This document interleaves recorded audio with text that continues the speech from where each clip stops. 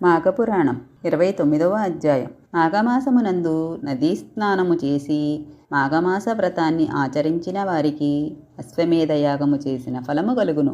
అట్లే ఈ మాఘమాస ఏకాదశి వ్రతము చేసి ఉపవాసం ఉన్నవారలు వైకుంఠ ప్రాప్తి నొందగలరు. మాఘమాసమందు ఏకాదశి వ్రతమనరించి సత్ఫలితము పొందిన దేవతల కథలు వినండి.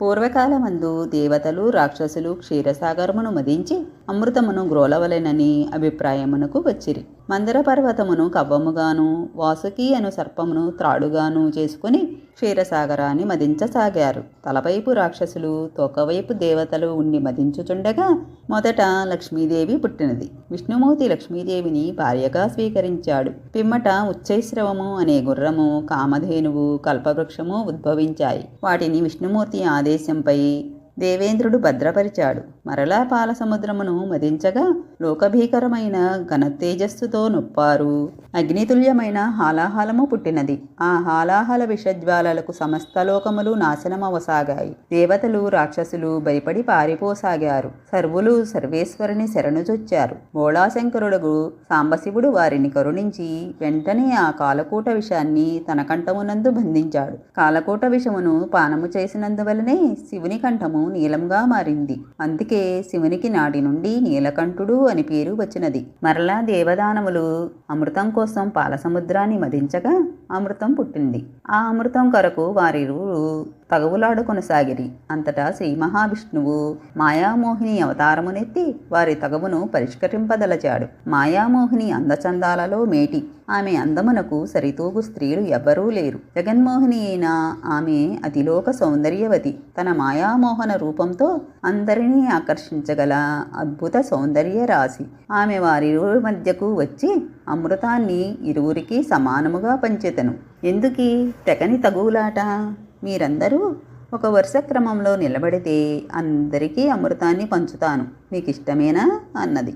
దేవదానవులు అంగీకరించారు. ఆమె అద్భుత సౌందర్యమునకు పరవశించి రాక్షసులు కూడా మారు మాట్లాడకుండా దేవతలందరూ ఒక వరుసలోనూ రాక్షసులందరూ మరొక వరుసలోనూ నిలబడిరి. జగన్మోహిని 2 భాండములను తీసుకుని ఒక భాండమునందును సురను మరొక దాని యందు అమృతమును నింపి నర్తిస్తూ మురిపిస్తూ మైమర్పిస్తూ తన వయ్యారపు నడకలతో చిరునవ్వులు చిందిస్తూ రాక్షసులను ఊరిస్తూ వారికి తెలియకుండా సురను రాక్షసులకు అమృతమును దేవతలకు పోయసాగింది. మందభాగ్యులైన రాక్షసులు ఇదేమీ గమనించకుండా ఆమె అద్భుత సౌందర్యమునకు మురిసిపోతూ పరవశింపసాగారు. ఈ విధంగా రాక్షసులను తన వలపు వయ్యారాలతో ఊరిస్తూ సురను మాత్రమే పోస్తోంది. ఈ కనికట్టును గమనించిన రాహుకేతువులు మాయాదేవతగా మారి దేవతల పంక్తిలో కూర్చుని అమృతాన్ని పానం చేశారు. రాహుకేతువులు చేసిన ఆగడాన్ని కనిపెట్టిన జగన్మోహిని కోపించి తన చక్రాయుధంతో తలను నరికివేసింది.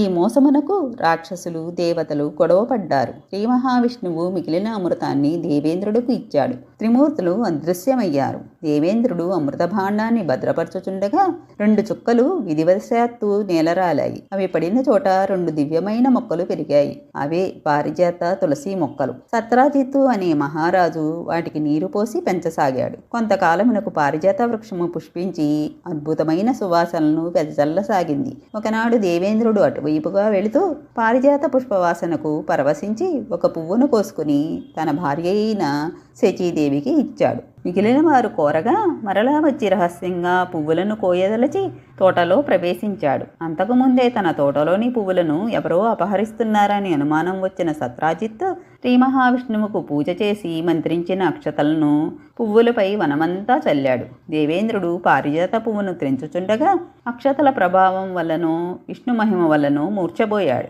ఈ వార్త తెలిసిన దేవతలందరూ నారదుణ్ణి బ్రతిమలాడగా నారదుడు కృష్ణుని వద్దకు పోయి విషయాన్ని వివరించాడు. అంత కృష్ణుడు తన మామగారైన సత్రాజిత్తు వద్దకు బయలుదేరాడు. సత్రాజిత్తు మిక్కిలి భగవద్భక్తి పరాయణుడగచే అమోఘమైన శక్తిచే అలరారసాగాడు.